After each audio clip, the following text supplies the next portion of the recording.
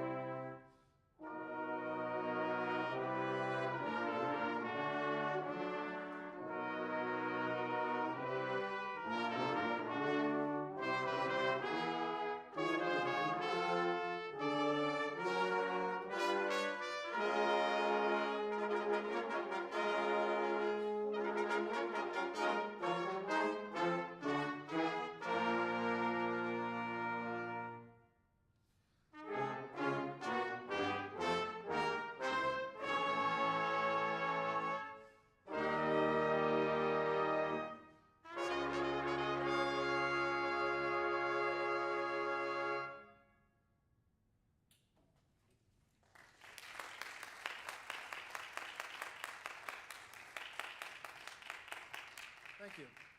That was the fanfare from La Peri, and La Peri was a one movement ballet. It was written in 1912 by Paul Dukas, who's a French composer. Peri is actually it's kind of a cross between it's kind of like a genie. It's a winged creature that was kind of mischievous, and the one play or one act ballet was about Iskender, who's searching for immortality, and he tries to steal the flower of immortality from the Peri, and then she wakes up, and through the course of the dance, gets it back from him, and then he ends up dying where he's left off. So it's kind of a sad ending, but anyway.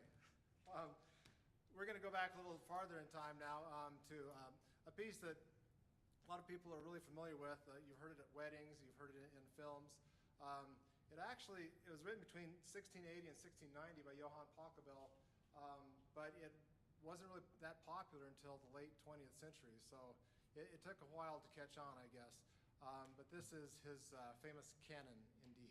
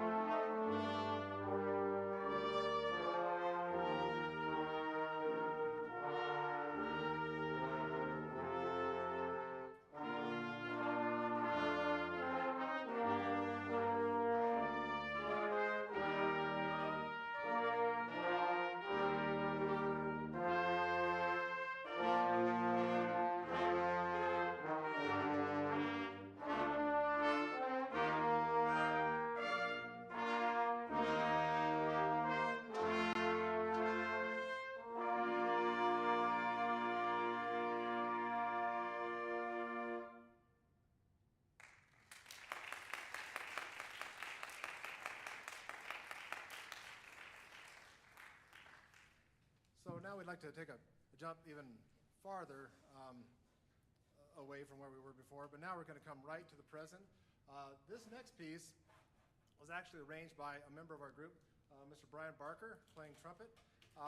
And his idea about this was, first of all, both of these tunes that he's put together here, Finding Minnie, actually it's from Minnie the Moocher. You're going to hear part of that, and St. James Infirmary. Both were made popular by Calloway, among others. So they've got that connection already.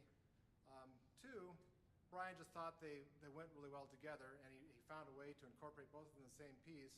And also, they kind of have an interrelated theme in that Minnie the Moocher had a substance abuse problem, and some of those people end up in St. James Infirmary. So he has that connection along with the storyline as well as the music itself. So we hope you like it. Once again, this is a debut premiere of Brian Barker's Finding Minnie at St. James Infirmary.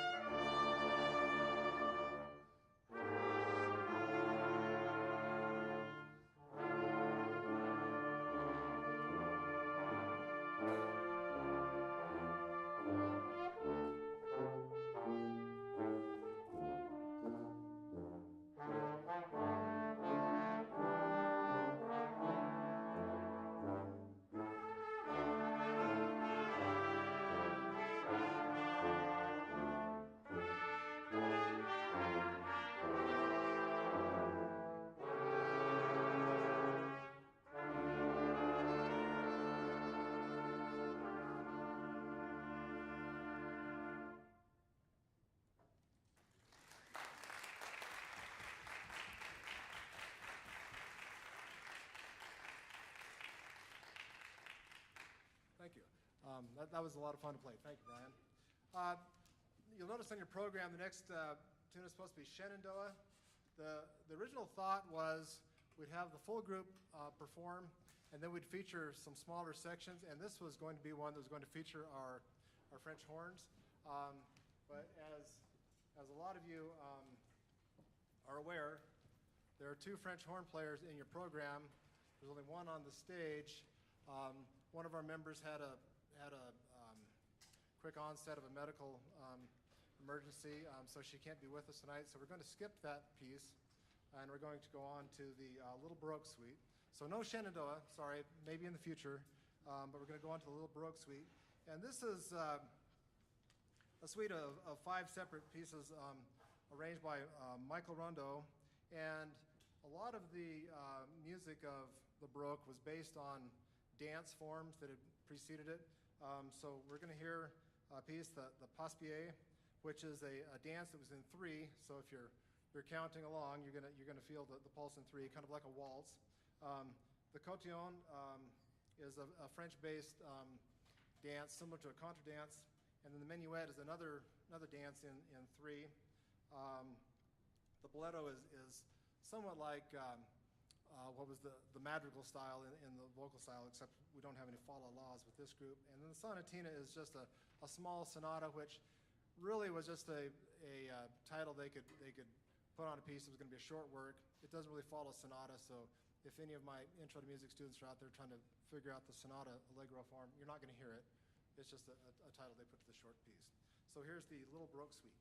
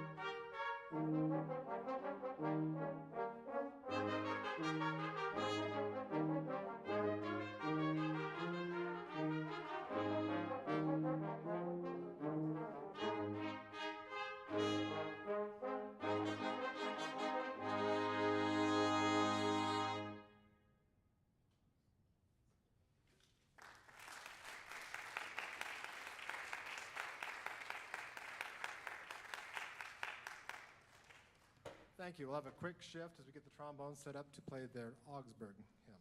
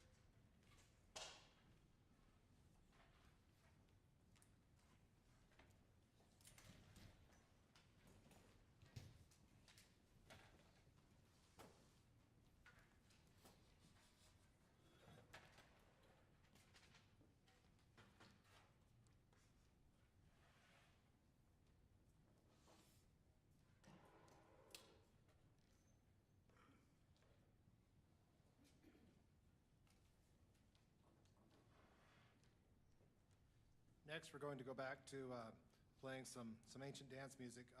The Padwana is a 16th century slow processional dance, and then the Gaya is a lively dance, and it's in a 3 meter. You'll notice a lot of these dance selections do have repeated sections, so you hear some things more than once. But these were written by Johann Hermann Schein, and he lived between 1586 and 1630. So this will be the oldest music you get to hear this evening.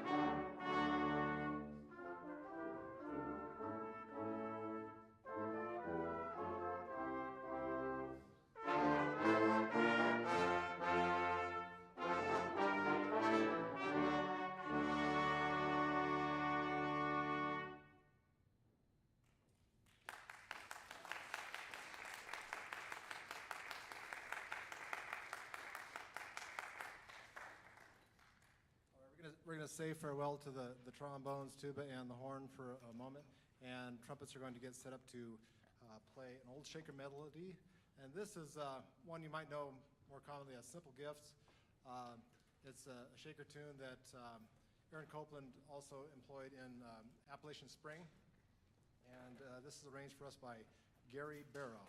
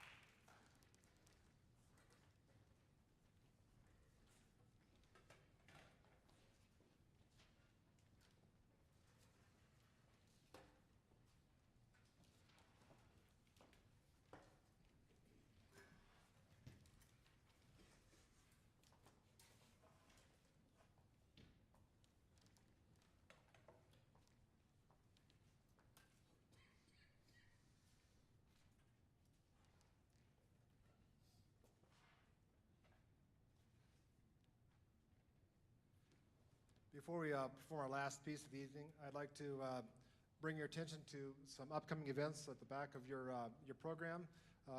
Tomorrow evening, 7 o'clock, Zach Paris will have his percussion recital. I encourage everybody to come and listen to that. And then a week from tonight will be the faculty jazz concert. So just be aware of those upcoming performances. This last selection, grab my notes. This last selection, a lot of you will know because you've been watching Tom Cruise since 1996, up till I guess last year was the most recent Mission Impossible movie. But long before that, actually this came out the year I was born, 1966. The television program came out, and Peter Graves was Ethan Hunt, and the group was part of the IMF, which at that time meant the Impossible Mission Team, or Mission Force. So anyway, they go out and they'd be the ones who went in and kept our country safe, doing all kinds of amazing things back in 1966. This is Mission Impossible.